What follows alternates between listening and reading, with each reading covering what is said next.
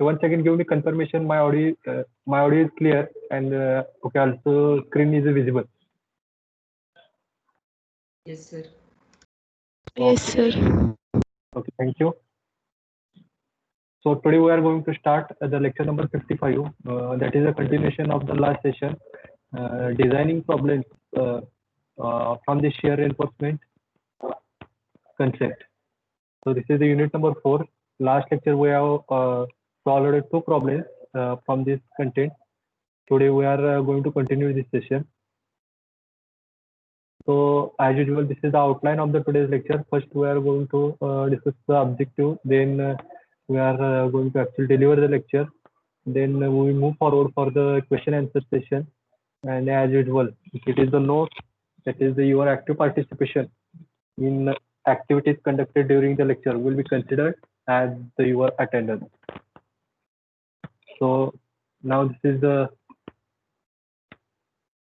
objective of today's lecture, designing of the shear reinforcement for a given condition.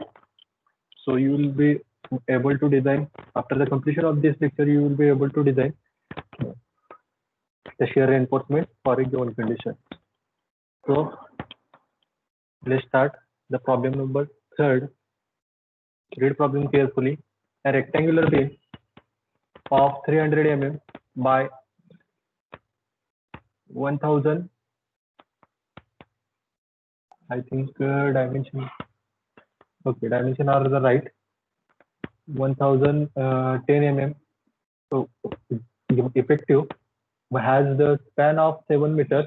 It is loaded with 4.5 kilonewton per meter, including its self-weight.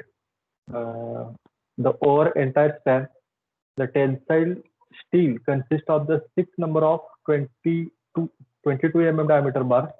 Design shear reinforcement for this beam, considering the M20 and FE. Take the value for the tau c for PT percentage 0.75 is the 0.56 megapascal, and tau c max value is 1.8 megapascal. So can anybody tell me how to start this problem?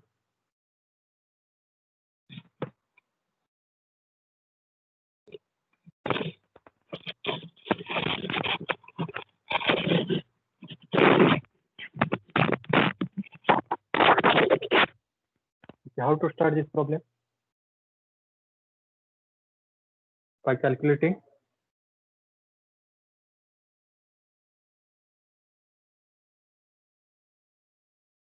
आवाज येतोय ना? Yes sir. हा, पहिली step काय असणार आहे मग आपल्या प्रॉब्लेम मध्ये? Tau v. ओके, पहिल्यांदा आपल्याला डिसाइड करायचं आहे की शेअर एन्फोर्समेंटची गरज आहे का नाही. टाउ सी आणि टाउ व्ही च्या व्हॅल्यू फाइंड आउट करायचं आहे. टाउ सी ची व्हॅल्यू दिलेलीच आहे already. This value is taken for PT percentage 0.75. Okay, we will be consider this as it is. Now first of all we are going to find the shear force to calculating tau v value. Okay, to find out the tau v, first of all find the shear force vu. Okay, first of all we have to find out vu, and how it is finded. How will we do this? By taking this 45 kilonewton per meter force. कसं find out करणार tau v ची value?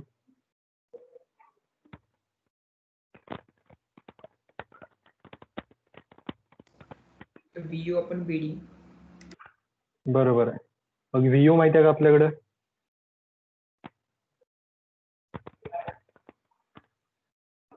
vu माहित नाही, बरोबर आहे. मग तो vu find out करायचा. vu कसं फाइंड आउट करणार? PT percentage. 80%. बर, आणि काय आयडिया? vu म्हणजे काय असतंय तर शेअर फोर्स असतोय, बरोबर आहे. मग शेअर फोर्स कसा फाइंड आउट करायचा? शेअर फोर्स फाइंड आउट करण्यासाठी हा युडीएल दिलाय, या युडीएलचा हा युडीएल आहे ना, शेअर फोर्स नाही. 45 किलोन्यूटन पर मीटर हा युडीएल आहे. म्हणजे हा जो 7 मीटरचा बीम आहे इथं जो दिलाय 7 मीटर, हे 7 मीटर स्पॅन सांगितले. 7 मीटर स्पॅन वरती एका मीटर मागं 45 किलोन्यूटन पर मीटर स्क्वेअर फोर्स लागतोय, बरोबर आहे.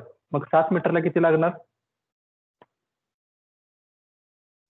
7 मीटरला फोर्स किती लागणार?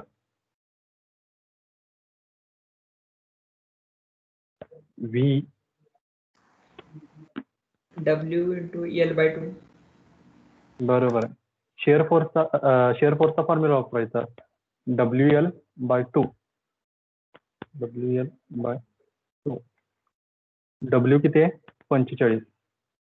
म्हणजे 45 किलोन्यूटन एका मीटर माग आहे. मग टोटल आपली लेंथ किती आहे? तर 7 मीटर. हा टोटल लोड झाला, पण यातला 50% सपोर्ट वरती जाणार, बरोबर आहे. म्हणजे टोटल व्हॅल्यू किती येणार माझ्या मते?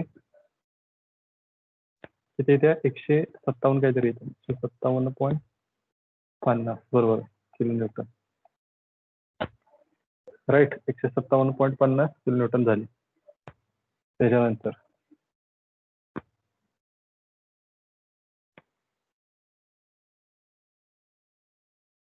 परत कसं काय करायचं आता? into 1.5. तो झाला Factor. फक्त लोड झाला, हा फक्त करायचं आता, बरोबर आहे.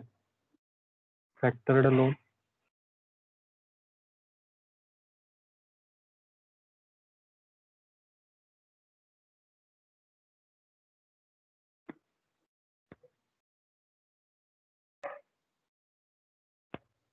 दिलेला force into partial safety factor gamma F, म्हणजेच किती? 157.5 इंटू 1.5 किती होतं? 236.25. 33.25. 36.25 किलोन्यूटन पर मीटर, बरोबर आहे. नाही, किलोन्यूटन शेअर फोर्स आहे. ठीक आहे, हा झाला शेअर फोर्स. ठीक आहे, आता हा व्हीयू घेऊन आपल्याला ची व्हॅल्यू काढायची, नॉमिनल शेअर स्ट्रेस.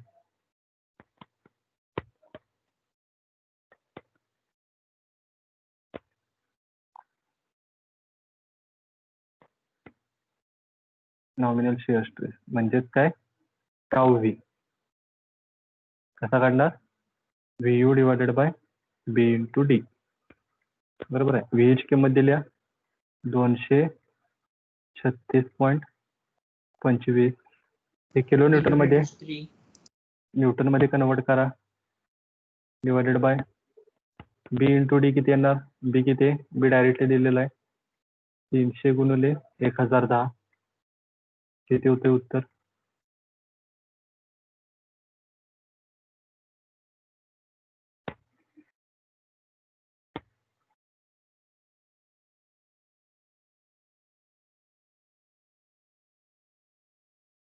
किती येते उत्तर?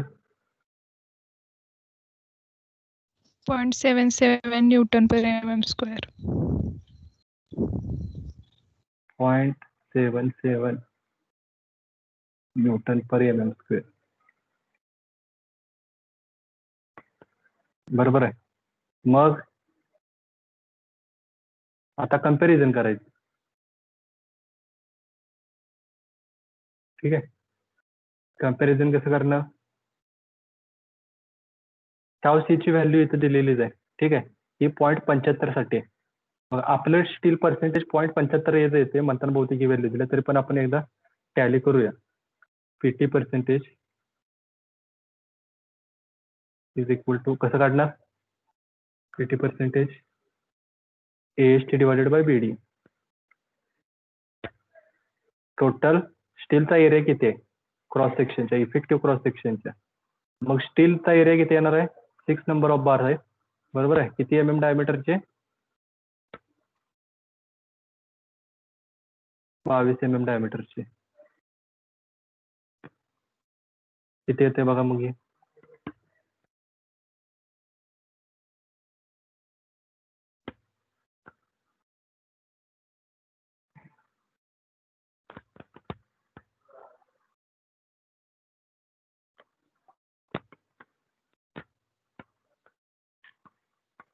किती आहे व्हॅल्यू?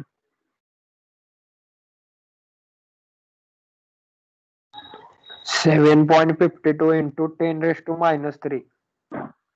7 इंटू into 100 10 आहे raised to minus. हा स्टार्टिंगला तेव्हा 0.75 हा बरोबर.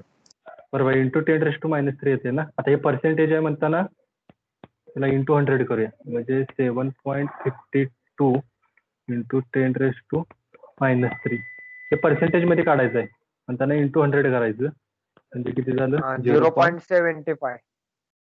0.75% मध्ये 75. आलं सर हे पर्सेंटेज मध्ये.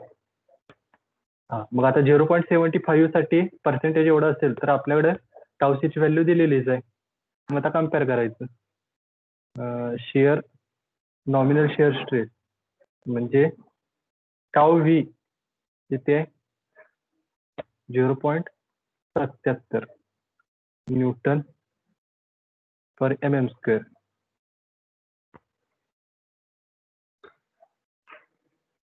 परत आणि कम्पॅरिझन करायचं कसं, टाऊ सी ला कॉन्क्रीट मध्ये शिअर स्ट्रेस किती तयार होतोय, तर किती झालाय कॉन्क्रीट मध्ये शिअर स्ट्रेस 0.56 न्यूटन पर mm². बरोबर आहे का, एवढा तयार झालाय. मग कम्पॅरिझन करायचं, कोण आहे आता, टाऊ सी हा लेस आहे आणि टाऊ व्ही हा ग्रेटर आहे, म्हणजे जेवढा तयार होतोय ते कॉन्क्रीट पेक्षा जास्त आहे, म्हणजे शिअर एन्फोर्समेंट रिक्वायर्ड आहे का नाही? आहे. आहे. Hence, shear reinforcement is required. बरोबर आहे, गरज आहे शेअर एन्फोर्समेंटची. मग काय करायचं, एक्स्ट्रा शेअर फोर्स किती तयार होतोय हे कॅल्क्युलेट करायचं. मग कसं काढणार, तर त्याला VUS असं म्हणतात, share force, ultimate share force in steel असं म्हणूया त्याला, स्टील किंवा स्टील. ठीक आहे, तर हा किती असणार आहे, जो अल्टिमेट शेअर स्ट्रेस आहे म्हणजे VU मायनस कॉन्क्रीट मध्ये तयार झालेला शेअर स्ट्रेस VC. मग हा VC कसा काढणार, तर VU ची किंमत तर आपल्याकडे दिलेलीच आहे, म्हणजे आपण फाइंड आउट केली आधीच्या स्टेपला. VU ची किंमत किती आली, VU ची किंमत कोण सांगू शकते?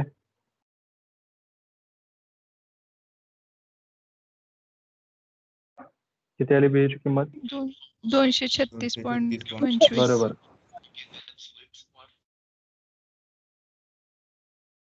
236.25 न्यूटन मध्ये घ्या, इंटू 10⁻³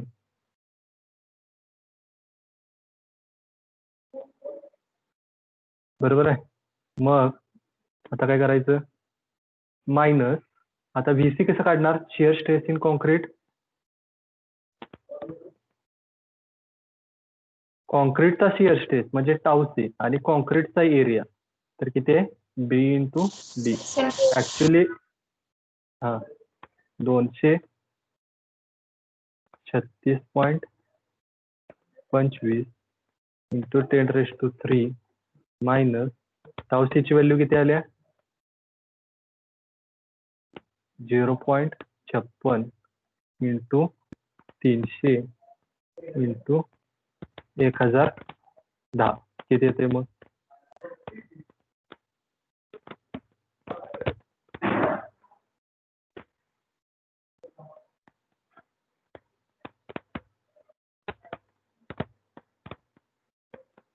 किती येते,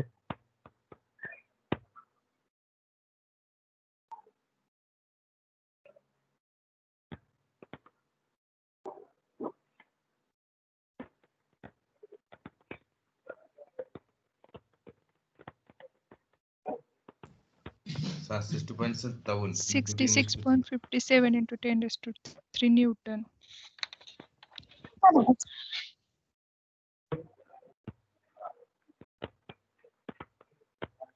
राईट, बरोबर आहे. हे झालं. आता एवढ्या शेअर फोर्स साठी आपल्याला शेअर एन्फोर्समेंट डिझाईन करायचे. ठीक आहे.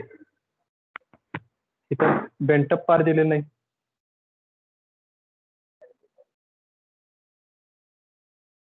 Bent up bar are not provided.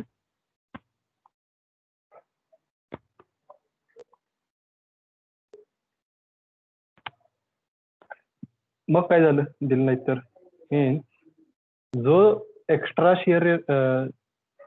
Share force आलाय तोच आपण VUSV म्हणून पकडायचा आहे. म्हणजे VUSV is equal to VU, काय म्हणता येईल जरा, आणि काय म्हणजे VUS shear force in stirrup. तर ते किती आहे, 66.57 टू 10⁻³ न्यूटन. राईट. आता ह्या फोर्स साठी आपल्याला शेअर एन्फोर्समेंट डिझाईन करायचं आहे. मग आता यांनी प्रॉब्लेम मध्ये किती MM स्टिरअप्स प्रोव्हाइड करायचं, की टू लेगड करायचं का काय करायचं, ते काय सांगितलेलं नाही. ठीक आहे. मग त्यांनी इथे स्टेप लिहायचं. ॲज्युम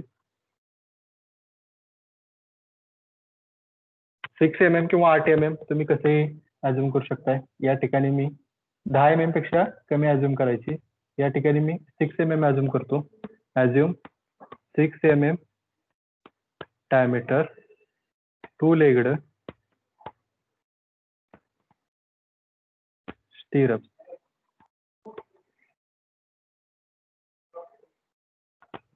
बरोबर आहे. 6 MM डायमीटरच्या टू लेगड स्टिरअप ॲज्युम करतो. मग त्याचं स्पेसिंग काढायचं आहे. SV is equal to spacing of stirrup is equal to काय formula, 0.86 AS ASV into B upon VU SV. किमती पुट करा.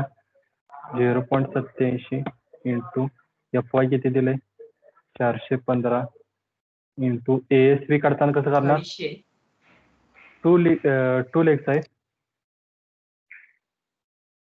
हा बरोबर FY आहे. 250. FY 250.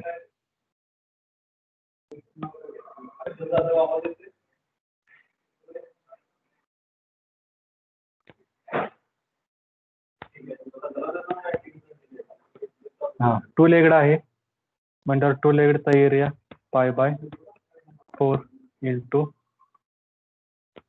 6² डिवायडेड बाय VUS किती येते, 66.57 इंटू 10⁻³ किती आलं उत्तर.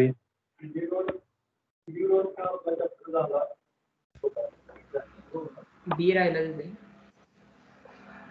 डी राहिला. हा बरोबर, बी राहिला. इंटू बी करायचं होते. बी प्रत्येक वेळी राहते. किती आलं मग, $186.60. 186.6 युनिट काय येणार याला,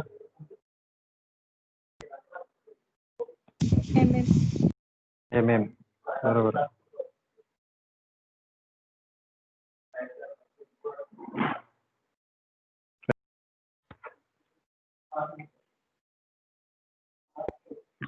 आता ठीक आहे. हा हे झालं ह्याच्यानुसार. आता अजून 2 व्हॅल्यू राहिले म्हणजे SV minimum shear reinforcement. SV minimum किती द्यावा लागतोय तर 0.87 इंटू FY इंटू किती ASV into divide by into काय 0.4b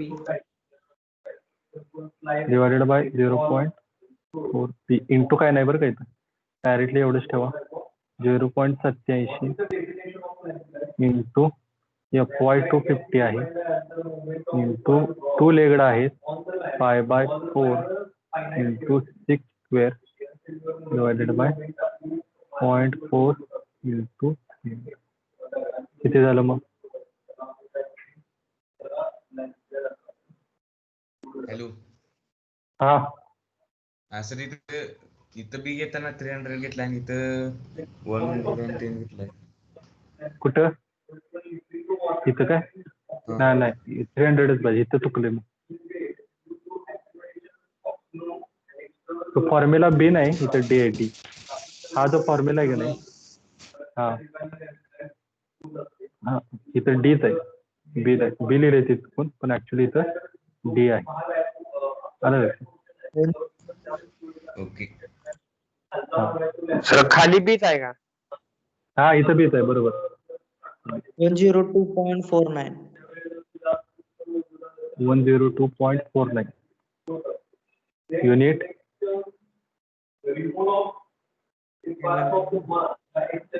हा एवढा मिनिमम एवढा स्पेसिंग दिलंच पाहिजे आणि मॅक्झिमम किती दिलं पाहिजे SV मॅक्स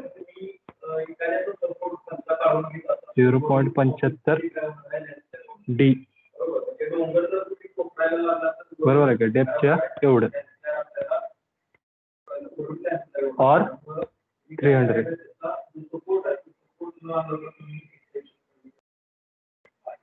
0.75 इंटू डी किती आहे 300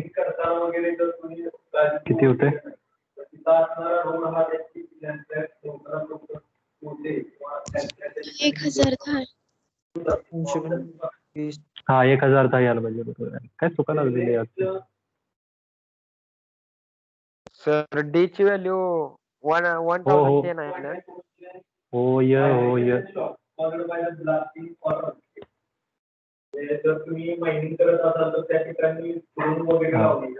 किती येते बघा मग 757.5.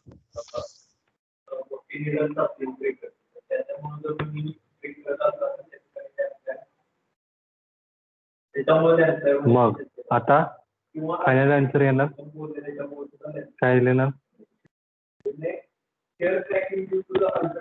प्रोव्हाइड mean of above हा मिनिमम वापर प्रोव्हाइड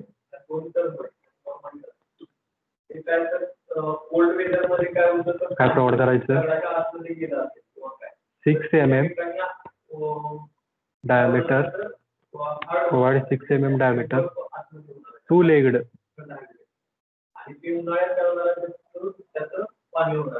स्टिरअप आणि ह्याच्यामुळं काय होतं तर त्या स्टोन मध्ये हेअर क्रॅक ॲट किती ना किती mm स्पेसिंग ने देणार 100 mm सेंटर टू सेंटर. लक्षात आलं का पाणी जर प्रेशर जास्त असेल त्याला आपण सीपेज प्रेशर असं म्हणतो. जर ते सीपेज प्रेशर जास्त असेल तर त्या ठिकाणी पाणी वाहतंय अंडरग्राऊंड पाणी वाहतं तर ते पाणी आपलं काय होणार आहे जास्त प्रेशर व्हायला लागले तर आजूबाजूचा जो ऑइल असेल किंवा स्टोन्स असतील किंवा मध्ये मध्ये येणाऱ्या गोष्टी असतील तर त्या सगळ्या. नेक्स्ट प्रॉब्लेम समजलाय ना प्रॉब्लेम पुढचा घेऊया.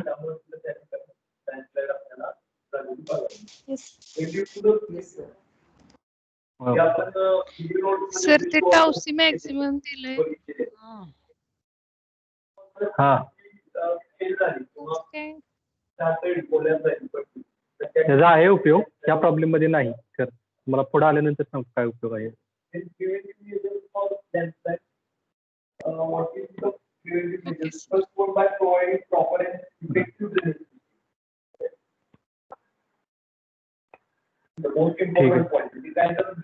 Okay, RC beam of 350 mm wide and 500 mm depth, effective cross section is reinforced with 4 bars of 25 mm diameter. It is having UDL of 60 kilonewton per meter over a span of 6.5 meters.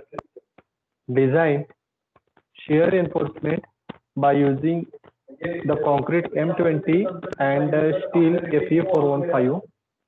Use 8 mm diameter stirrer of 2-legged and assume 2 bars are bent up.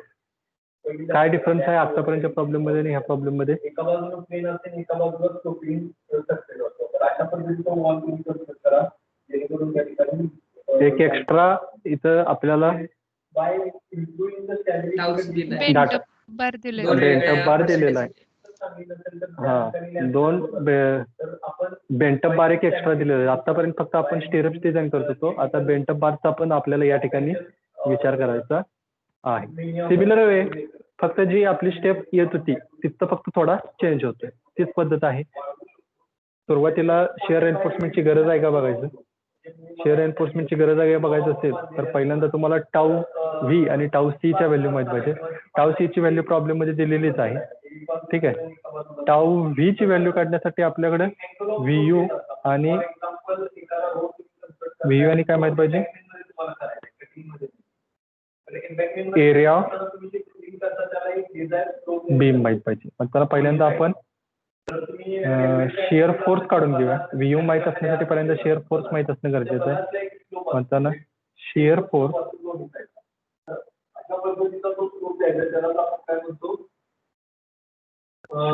Is equal to V. हा अल्टिमेटच काढायचा direct, म्हणजे काय होणार 1.5 नच multiply करायचं. म्हणजे हा कसा काढणार, व्ही डिवायडेड बाय सॉरी युडीएल आहे ना, युडीएल दिलं इथं डब्ल्यू एल डिवायडेड बाय 2. लक्ष देते नाही आहे का, सेपरेट घेऊ दे.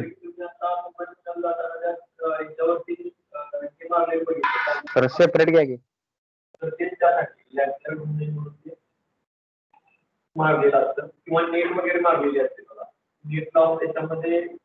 पहिल्यांदा शेअर फोर्स काढायचा. शेअर फोर्स काढायचा फॉर्म्युला सिंपल आहे.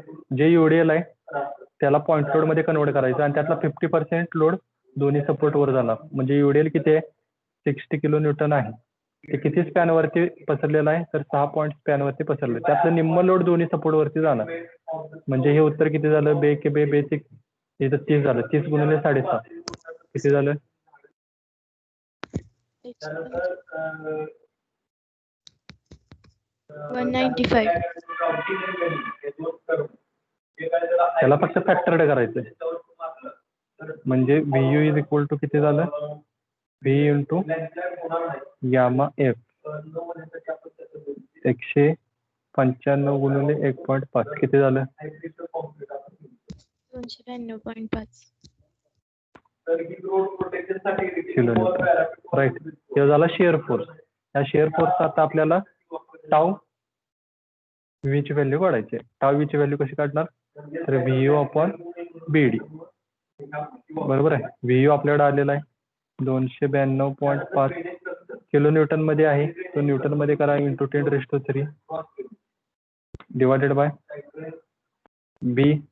बी किती आहे 350 आणि डेप्थ किती आहे 500. किती झालं उत्तर,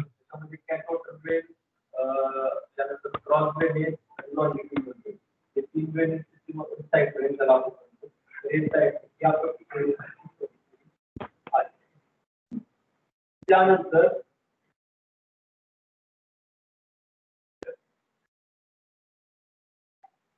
1.667 न्यूटन पर mm स्क्वेअर. 1.67 बरोबर आहे. हा, न्यूटन पर mm स्क्वेअर. आता कम्पॅरिझन करायचं.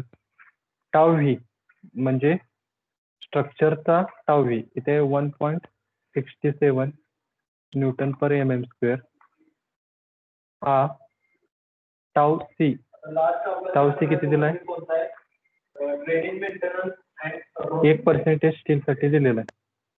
बरोबर आहे. हा जो दिलाय तो 1% स्टील साठी दिलाय आणि 1.25% साठी एवढा दिलाय. पहिल्यांदा आपल्याला एएस पीटी पर्सेंटेज काढून घ्यायला पाहिजे ह्या स्टेपच्या आधी.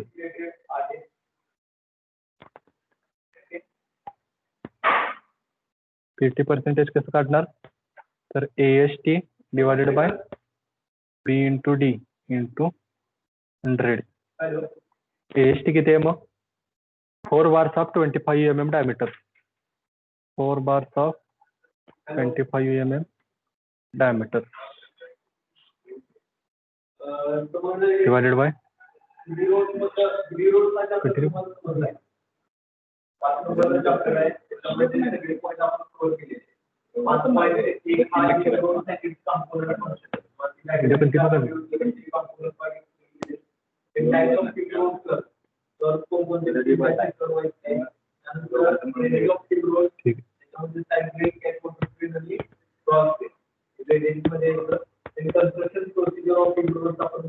B into D.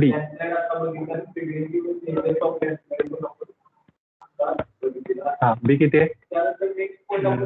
350 into D. D किती आहे? 550. किती झालं?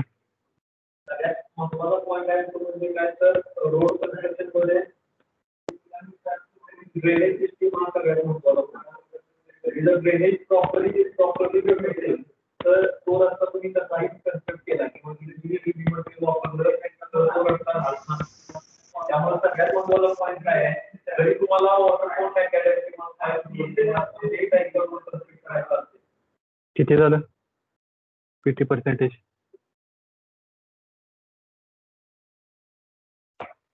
इंटू 100 करायचं.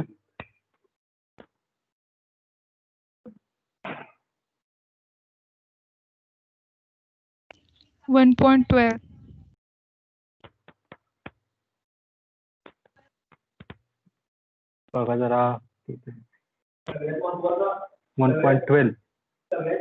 1.12 येते sir.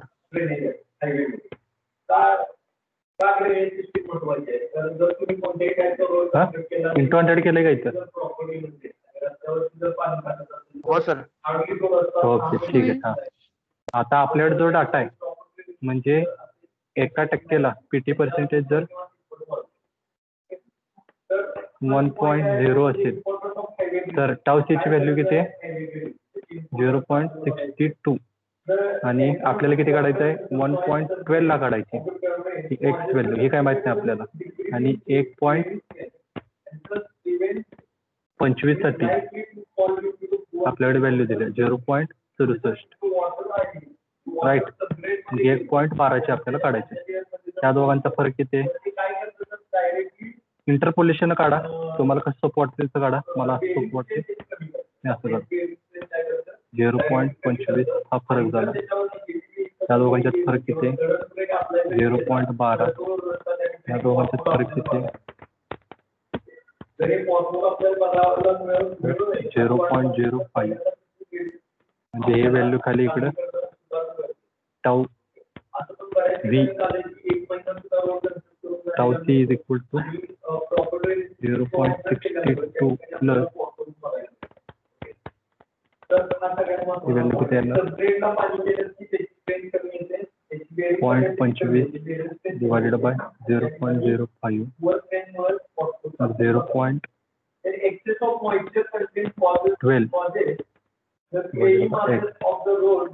x is equal to किती झालं? 0.12 into 0.05. Graven correlations are formed due to the poor drainage in the flexible pyramid. This also causes mud pumping in the rigid pyramid all these effects lead to permanent failure. म्हणजे जर तुम्ही रस्त्यावरती वगैरे बघितलं तर wave झाल्यासारखी म्हणजे काय म्हणतो त्याला 0.024 त्याच्यामध्ये केल्यासारखं वाटतं रस्त्यावर वेव तयार होतं. तर त्याच्यामुळे होतं तर पोर्ट पेनिट्रेशनमुळे जास्त तयार होतं. म्हणजे ज्या भागातून पाणी जात आहे तर तो भाग फक्त सेटल होतो आणि बाकीचा भाग काय होतो आणि तो सेटल झालेला भाग आहे त्यामुळे त्या वेव तयार होतात आणि ते त्याच्यामुळे होतं पोर्ट पेनिट्रेशन आपल्याला टेक्निकल पेमेंटमध्ये जास्तीत जास्त बघायला कारण टेक्निकल पेमेंट काय करतो तर जो लाईन असेल तर त्या 0.744 टाऊची व्हॅल्यू ही काय आहे त्याच्यापेक्षा लेस आहे म्हणताना या ठिकाणी शिअर एन्फोर्समेंट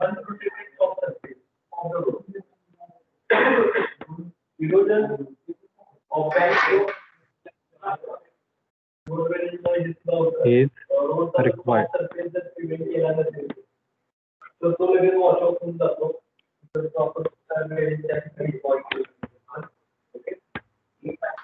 ते जरा कसं काढलं सांगायचं.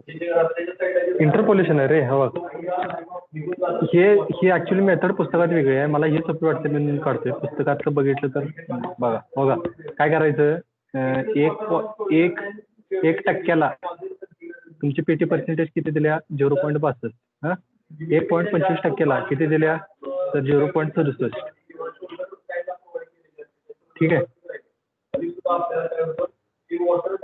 हो सर. हा मग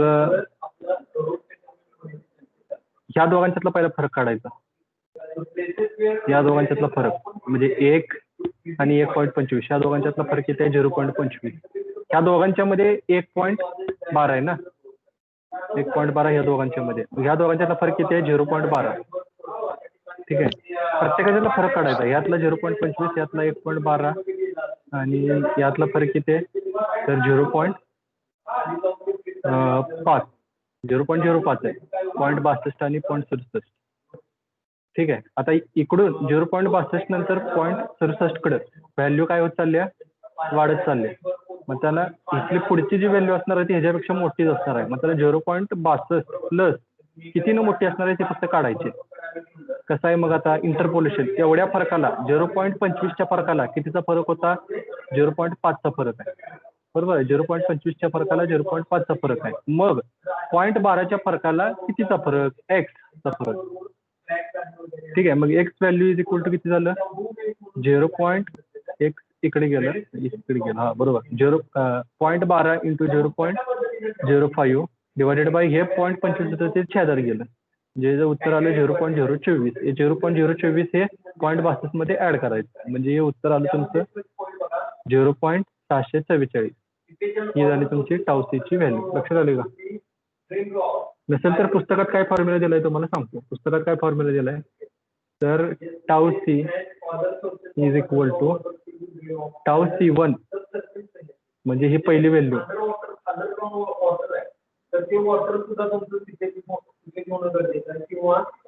टाऊ C1 ही काहीतरी वेगळंच काढली हा पहिली व्हॅल्यू घ्यायची टाऊ सी ची पहिली व्हॅल्यू म्हणजे हे 0.62 हा टाऊ सी ची पहिली व्हॅल्यू. आता हे इकडे वाढत चाललंय म्हणताना प्लस करायचं कमी होत असतं तर मायनस करायचं टाऊ C1 ची पहिली value plus in bracket tau C2 जे ग्रेटर जर हे आता C2 ग्रेटर आहे मात्र इथं C2 पहिल्यांदा लिहिलंय जर C1 ग्रेटर असतं तर C1 लिहिलं असतं minus tau C1 divided by आता इथं जर टाऊ C2 लिहिलं असेल हा सॉरी उलट झालं हा ह्या दोघांच्यात मोठं कोण आहे पीटी पर्सेंटेज मध्ये तर पीटी पर्सेंटेज 2 मोठं आहे म्हणजे PT2 मायनस PT1 इंटू परत पीटी म्हणजे जेवढं पीटी पर्सेंटेज आहे तुमचं हे मधलं पीटी मायनस PT1 हा फॉर्म्युला आहे पुस्तकात. या फॉर्म्युल्यावरनं डायरेक्ट ही टाऊसीची व्हॅल्यू येते. बघा तुम्हाला काय सोपं वाटते सोडा. ठीक आहे, लक्ष देते. अजून एक दोन प्रॉब्लेम सोडवायला पाहिजे, मग ते इंटरपोल्युशन तुम्हाला जमेल. कंट्रोलला केलं तर आपण सर्वे मध्ये, आठवते का बघा इंटरपोल्युशन. ठीक आहे, हा हे झाले आपल्याला. आता आता सध्या आपण ठरवले की गरज आहे, पण कितीची गरज आहे सर? आता बघा, शिअर फोर्स म्हणजे VUS shear force in steel, हा दोघांच्या मध्ये कंबाईन मध्ये. Okay sir. लक्षात. हा VUS एक्स्ट्रा किती झालाय तो पहिला काढायचा. एक्स्ट्रा किती झालाय तर actual shear force minus shear force in concrete. Actual shear force किती आहे? कुठं आहे? हा 192.5 बरोबर आहे. 292 sorry 292.5 minus tau V shear force in concrete. कॉन्क्रीटची कॅपॅसिटी किती आहे तर tau C into B into D area of concrete. मग हे 292.5 मायनस 0. किती आहे? टाऊ सी ची व्हॅल्यू किती आली आपली? 0.64. 0.644 इंटू बी. बी किती आहे? 300/500. 550 का 500 आहे? 350/500 आहे.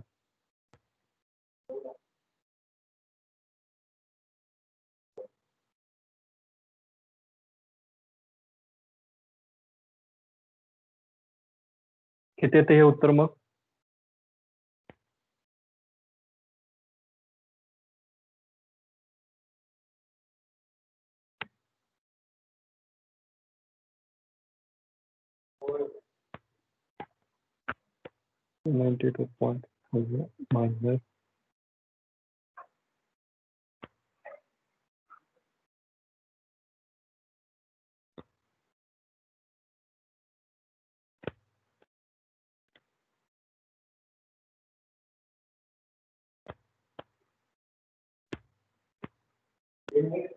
हा निगेटिव्ह मध्ये येत असत.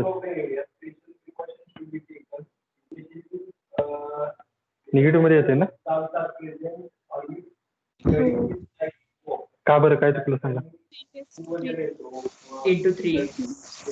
हा इथे इंटू 10⁻³ इथे इंटू 10⁻³ करायचं राहिले.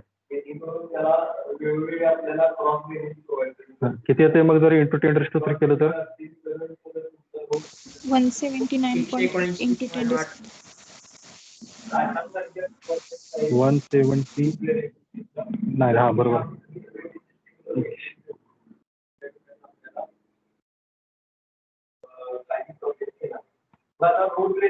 Newton. एवढा फोर्स आला आपला.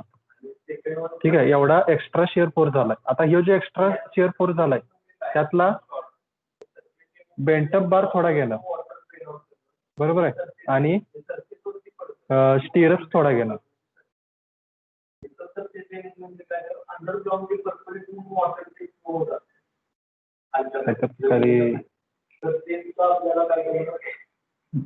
बरोबर, हे एक्स्ट्रा झालंय. आता बेंटअप बार किती येणार तो पहिल्यांदा फाइंड आउट करा. Shear resisted bye bent up bar.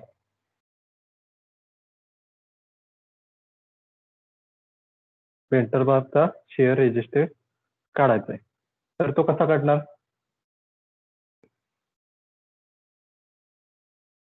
Ultimate shear force in bent up bar VUSB असा सिम्बॉल दिला तुम्ही. म्हणजे हा किती आहे? 0.87 FY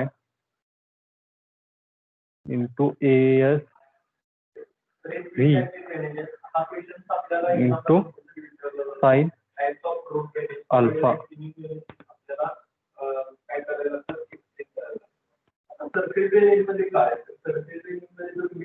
बरोबर आहे. किती आलं मग हे? हा शिअर रेजिस्टर बाय बेंटअप बार. 0.87 आहे तसं ठेवा. FY किती आहे? 415 आहे ना? 415 आहे. 415 इंटू ASV किती काढणार? तर आता बेंटअप बार किती आहेत बघायचं. बेंटअप बार काय सांगितलं? 2 बेंटअप बार आहेत. ॲज यू डायमीटर दिलं नाही का?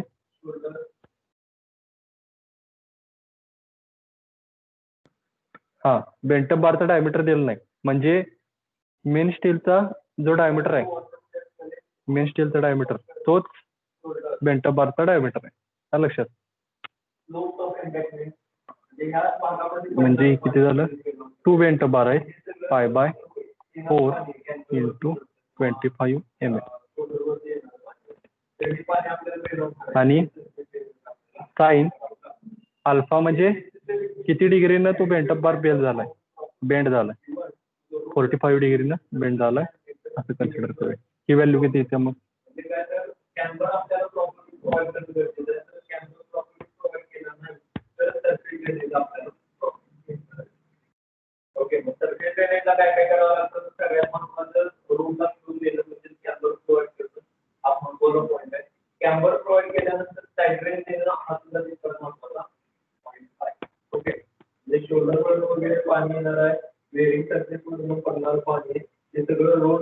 पॉईंट 87 इंटू 415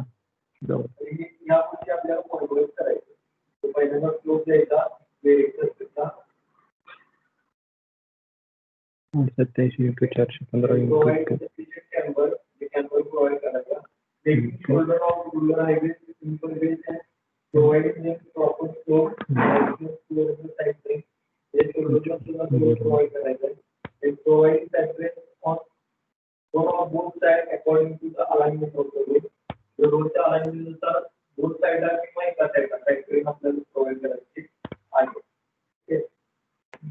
किती आले हे?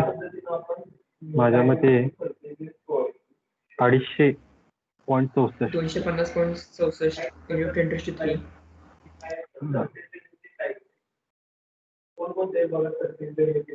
न्यूटन.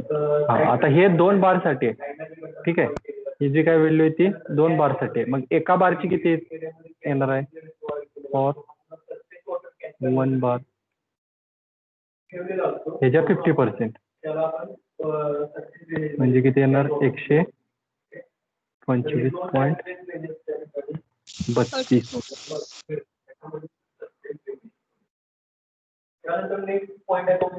ठीक आहे. हा, आता बघा. तर हा फोर्स इथं ही स्टेप चुकली आपली. ही स्टेप चुकली. हा 100 ठीक आहे.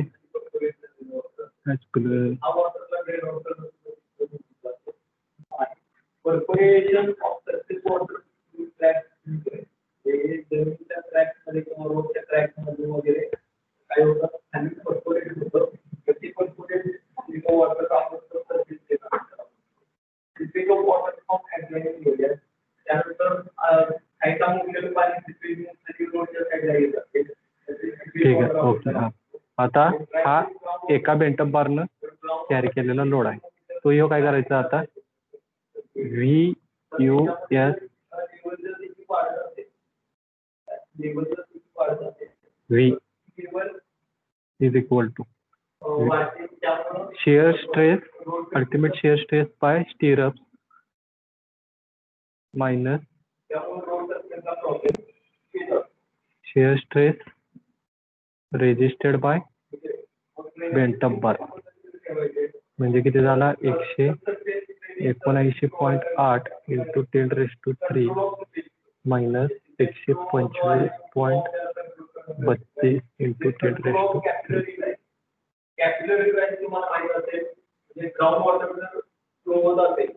आणि एखाद्या ठिकाणी जर ते स्टॉप होत असेल तर त्या ठिकाणी लेवल काय होत असते? ऑटोमॅटिकली वाढतात. म्हणजे पाण्याला ग्राउंड वॉटर मध्ये अंडरग्राउंड वॉटर पाण्याला जर जायला पुढे रस्ता नसेल तर तो रस्ता जर नसला तर ते पाणी लेवल वाढतं. into 10⁻³ control of capital 54 to 10⁻³. रोडच्या वॉटर टेबल आपल्याला आता स्पेसिंग काढायचं. Assume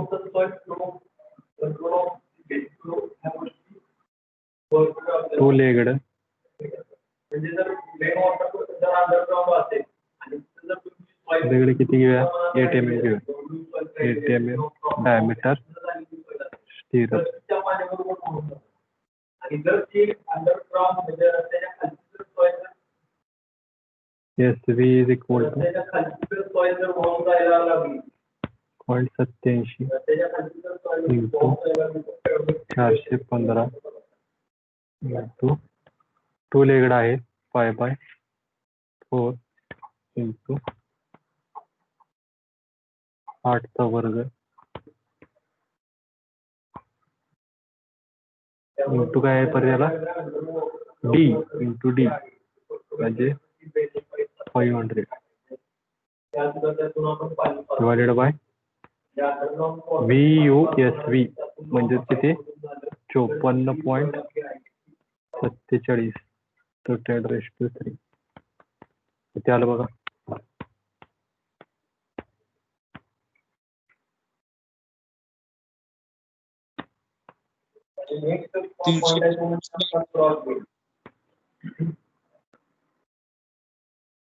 तीनशे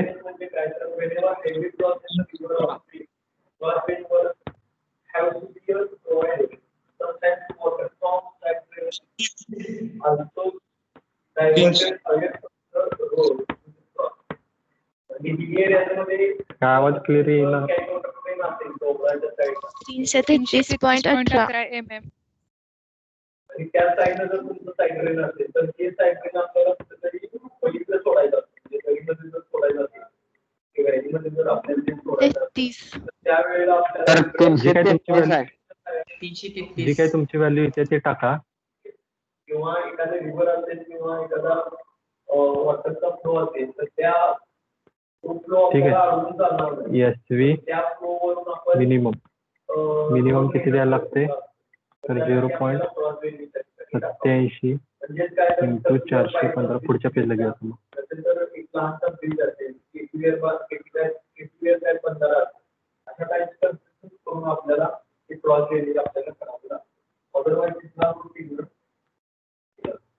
SV मिनिमम काढा बरं.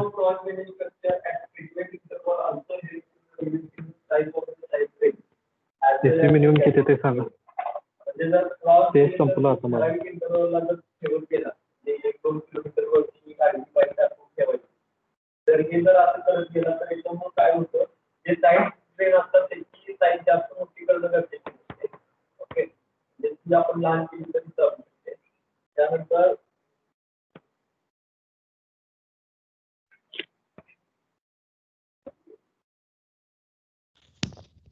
259.26 mm.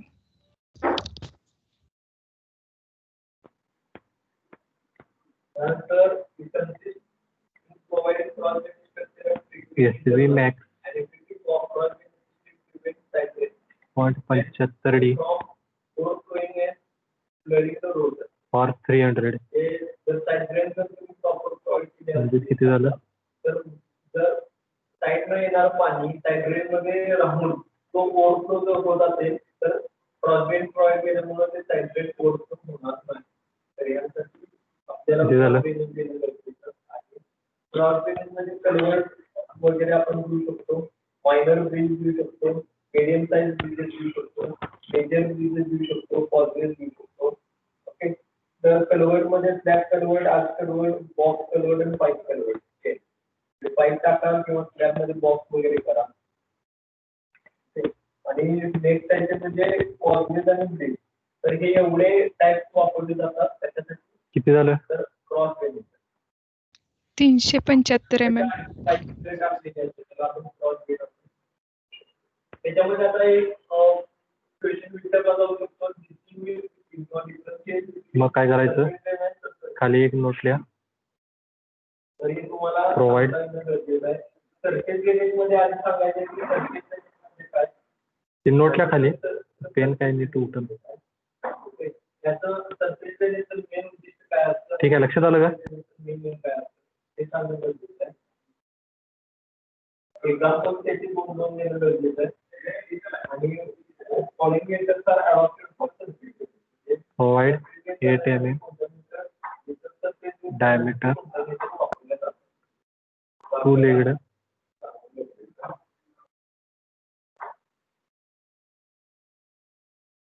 stirrups त्यानंतर आपण नेक्स्ट लेक्चरला बघणार आहोत necessity of maintenance of road hat रोडचा मेंटेनन्स करणं गरजेचं किती आहे ना? कशा पद्धतीने करायचं classification of maintenance of 255. 255 mm centre to centre लक्षात येते का? त्याचं क्लासिफिकेशन आपल्याला नेक्स्ट लेक्चरला बघायचं आहे. ड्रेनेज इथं संपतंय त्यानंतर रोड मेंटेनन्स हा याचा आपण मला नेक्स्ट पॉईंट आहे असं पॉईंट आपण चालू मेंटेनन्स करत असताना तो कशा पद्धतीने करायचा काय करायचा रोडचा करताना कसा वॉटरफॉल मेंटेनन्स रोड असेल तर तो कसा करायचा. ठीक आहे इथं थांबतोय आपण. काय शंका आहे का कोणाला? No, sir. फक्त जरा इंटरपोल्युशनचं जरा अनेकदा तुम्ही कॅल्क्युलेशन करा प्रॅक्टिस करा सॉरी